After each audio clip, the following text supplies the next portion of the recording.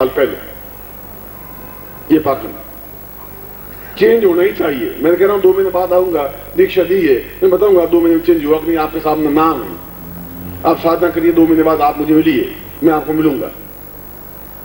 तब एहसास हो पाएगा कि मैं सत्य हूं या गलत हूं। गलत हो तो मुझे छोड़ दीजिए, मत अपनाइए, मुझे कोई फायदा नहीं। सत्य हूं तो छोड़िए मत फिर, क्योंकि मैं आपको पार पहुंचा सकता हूं उस जगह जहां तक कोई नहीं पहुंचा पाया, वहां मैं पहुंचा सकता हूं। आप ने प्रयोग किया तो उन्होंने 14-15 लोग थे, सब अपने उच्च कोटि के गुरु थे। हिटलर ने कहा इनको जेल में डाल दो। उन्होंने जेल में इसीलिए बुलाया, इसीलिए जेल में डाल देंगे। सैनिकों ने पकड़े, जेल में डाल दिया सबको। और कोई राम नाम नाम नाम नाम नाम नाम अल्लाह अल्लाह अकबर अल्लाह अल्लाह कर रहा है, कोई इशू, कोई ऐसा कर रहा है।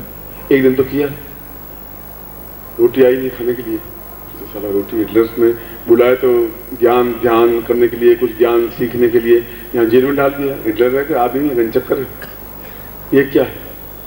मैं को कह दिया कि ऊपर से रोटियां डाल देना, 14 गुरु हैं, 14 रोटियां डाल देना, बस खत्म। और 14 गिलास पानी नीचे उतार देना, ऊपर देखना नहीं है, दरवाजा खोलना नहीं है, बिल्कुल अंधेरा, रोशनी करनी नहीं है, ऊपर से पहुंचा देना। और 14 रोटियां मिली, सबने एक रोटी बांटी।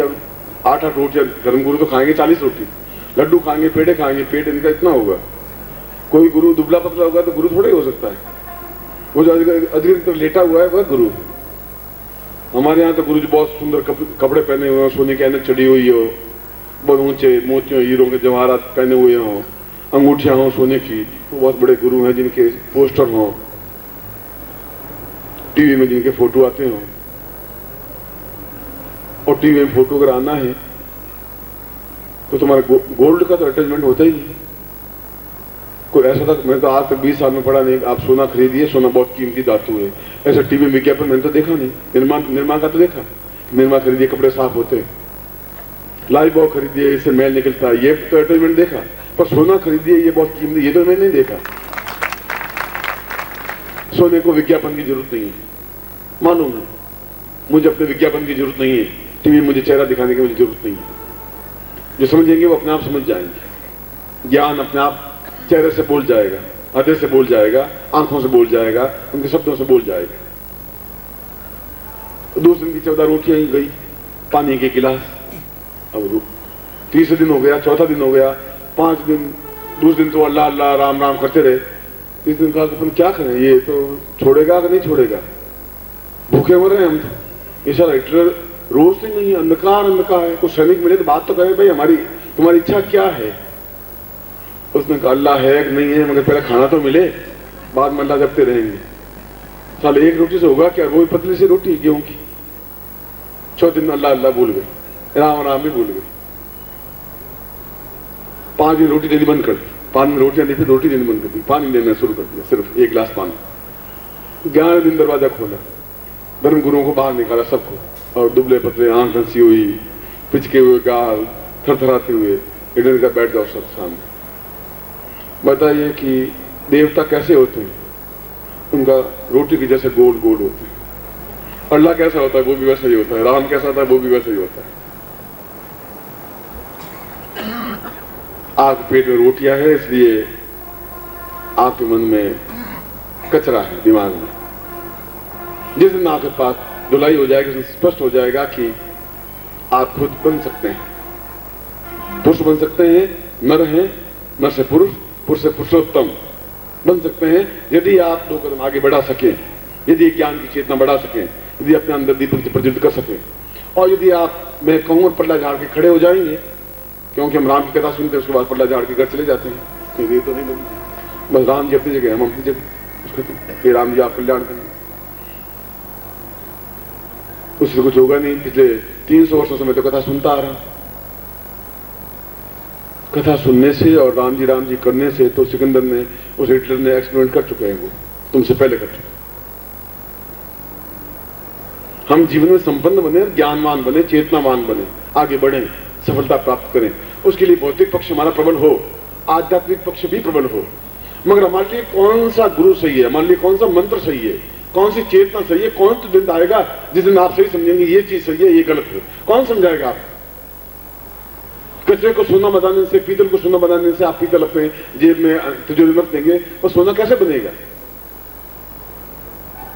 किस धर्मगुरु के पास, किस सदगुरु के पास जाना पड़ेगा कि मेरे पास ये चीजें सोना है, ठीक है सोना है। वो आपको झूठ नहीं बोल सकेगा, वो आपको मक्का भी नहीं सिखाएगा, वो आपको छल नहीं सिखाएगा। इसलिए मैं कोई स्वार्थ नहीं है, मैं बार बार गुजरात में आना चाहता हूं, हर शहर में जाना चाहता हूं, आपके थ्रू जाना चाहता हूं, आपके द्वारा जाना चाहता हूं और मुझे विश्वास है कि जाऊंगा। जैसे प्रारंभ मैंने आपको कल ही बताया था 30 साल तक यमराज मेरे सामने आएगा नहीं, मुझे ध्यान है, क्योंकि मैंने ज्योतिष की 130 किताबें लिखी है, ज्योतिष का मुझे ज्ञान है, मैं अखिल भारतीय ज्योतिष का अध्यक्ष हूं, मैं वेद के मंत्रों को जानता हूं, चेतना हूं। ये मेरा घमंड नहीं है, ये मेरा गर्व है। घमंड करने वाला गलत होता है, गर्व करने में कोई गर्व नहीं। भारतवासी हूं मैं, गर्व है, मुझे ज्ञान है, वेदों का ज्ञान है, जो वेद पूरे कंठस्थ रूप से बोल सकता हूं, ये बात गर्व है, ये मेरा घमंड नहीं है। गीता में कृष्ण कह रहा है अर्जुन तो मूर्ख है, तो समझ नहीं पा रहा है, तो मुझे सारथी समझ रहा है, तू समझ रहा है कि मैं तेरा सखा हूं, दोस्त हूं, तू समझ रहा है तुम्हारे घोड़ों को चला रहा हूं, तू मूर्ख है, अज्ञानी है। जिस दिन तुम्हारी आंख खुल जाएगी उस दिन तू समझेगा कि मैं कौन, और जिस दिन पहचान लोगे उस दिन मेरा शरीर रहेगा नहीं। गीता के पहले अध्याय से 18वें अध्याय तक केवल कृष्ण अर्जुन को यही समझाते रहे कि तू मुझे पहचान ले। अभी नहीं पहचानेगा तो जिंदगी में नहीं पहचान पाएगा, क्योंकि एक दिन मेरा शरीर जरूर शांत होगा, और उनका शरीर आपके गुजरात में ही शांत हुआ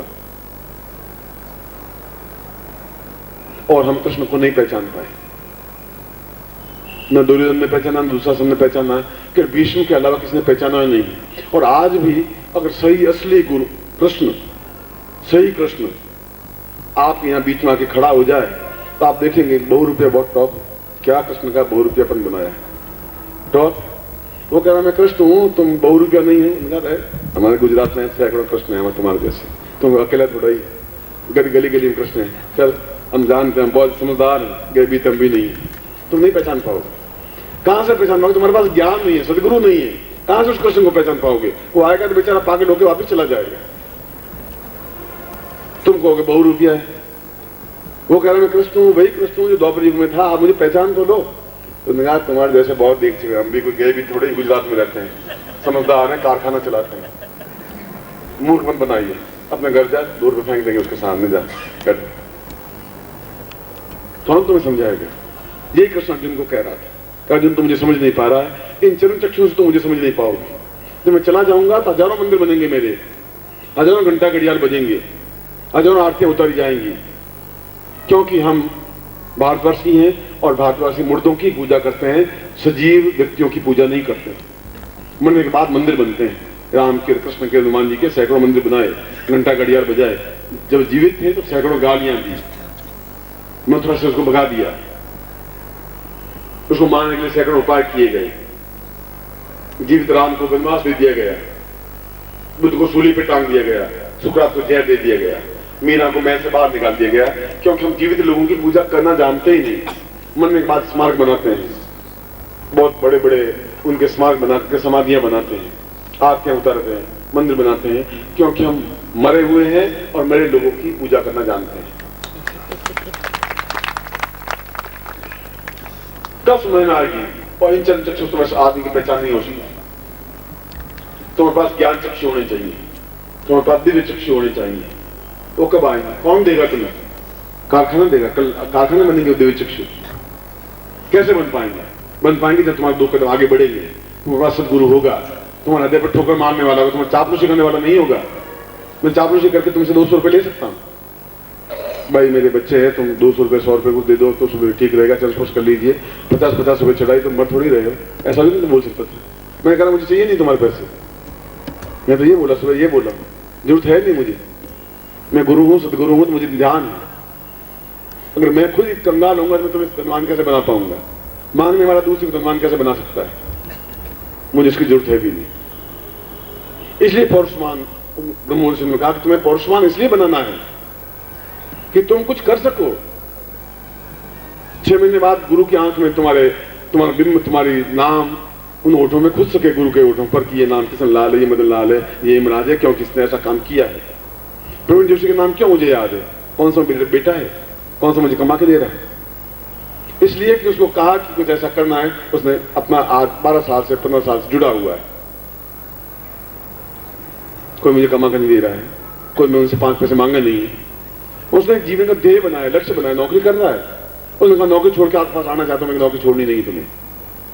उसने कहा है आप में सैकड़ों शिष्य मेरे से जुड़े हुए हैं और हर व्यक्ति मेरे से जुड़ा हुआ मेरे पास आके बैठने तैयार है, तुम घर में रहो, मैं तुम्हें ज्ञान दूंगा, चेतना दूंगा, मगर तुम मिलोगे तब, तुम कुछ कर पाओगे तब।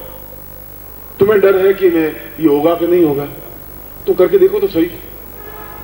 नहीं होगा तो देखा जाएगा, एबिलिटी तो मालूम पड़ जाएगी तुम कुछ नहीं हो, यूजलेस हो, ये भी तो मालूम पड़ जाएगा। कर लोगे तो नाम हो जाएगा। कृष्ण अर्जुन को कहा कि तुम युद्ध कर, अगर तुम जीवित रहे तो विजय प्राप्त कर लोगे और मर जाओगे स्वर्ग में चले जाओगे, मगर यहां बैठे रहने से कुछ नहीं होगा तुम्हारा, इस धरती में बैठने से कुछ नहीं होगा। खड़ा हो जा, गांडी लेकर के, धनुष लेकर के। तुम्हें वही बात कह रहा हूं, तुम्हें खड़े होना है, आगे बढ़ना है, कार्य करना है। और सैकड़ों ऐसे लोग हैं जिनको गुरुओं की, धर्म गुरुओं की, सदगुरुओं की जरूरत है। उनके दिमाग में कचरा है, वे गलत मंत्रों का जप कर रहे हैं, उनके जीवन में कोई समस्याएं दूर हुई नहीं है, वही है जहां थे, पशु के तुल्य जीवन जी रहे हैं। क्या तुम्हारा कोई धर्म नहीं, कोई कर्तव्य नहीं, कोई लक्ष्य नहीं है? तुम्हारी कोई चेतना नहीं है? कौन तुम्हें चेतना देगा इस बात की? कौन तुम्हारे गांव में, शहर में सदगुरु आ सकेंगे? कैसे आ सकेंगे? आ सकेंगे जब तुम्हारे 2 कदम आगे बढ़ेंगे। अगर ऐसा गांधी सोच लेता तब तो कुछ होता ही नहीं। वो तो अपने गुजरात में पोरबंदर में आके बैठ जाता, वकालत करता, रोटियां कमा खा लेता। वकालत में रोटी ज्यादा पैसे मिलते थे। उन्होंने कहा ये लक्ष्य नहीं मेरा, लक्ष्य मेरा कुछ और है। तुम्हारा लक्ष्य तुम्हारा पेट पालना और बच्चों का पेट पालना नहीं है, तुम्हारा लक्ष्य कुछ और है। और लक्ष्य की प्राप्ति के लिए तुम्हें कुछ करना है, सबके सामने घोषणा करना है कि मैं आपको बुलाना चाहता हूं, मैं ये करना चाहता हूं। ये चेतना, ये प्रज्ञा, ये ज्ञान यदि आप में होगा तो आप सही अर्थ में पौरुषवान। ये तो नर है, और नर का अर्थ है अपने समान पैदा करने वाला व्यक्ति, उसको नर कहते हैं। पौरुष पुरुष जो उनसे ऊंचा उठा हुआ, जो समाज, देश के लिए, धर्म के लिए, चेतना के लिए, उच्च कोटि के लिए ज्ञान का दीपक जलाता है, वह पुरुष कहलाता है। पुरुषोत्तम जो उससे भी ऊंचा उठ करके बहुत कुछ कर सकता है, पूरे देश में झकझोर सकता है, वह पुरुषोत्तम है। और जो पुरुषोत्तम है वह राम है, वह कृष्ण है, वह बुद्ध है, वह महावीर है, वह चैतन्य है, वह मीरा है, वह व्यक्ति है। इसलिए जन्म से कोई महापुरुष नहीं बनता। अपने कार्यों से, त्याग से, भावनाओं से जुड़ते रहने से, आगे बढ़ने से और कुछ कर गुजरने से सब कुछ हो सकता है। जो लहरों से जूझने, समुद्र में कूदता नहीं, किनारे बैठा रहता है, उसके हाथ में घोंगे और शिपी और कंकर और पत्थर याद आते हैं।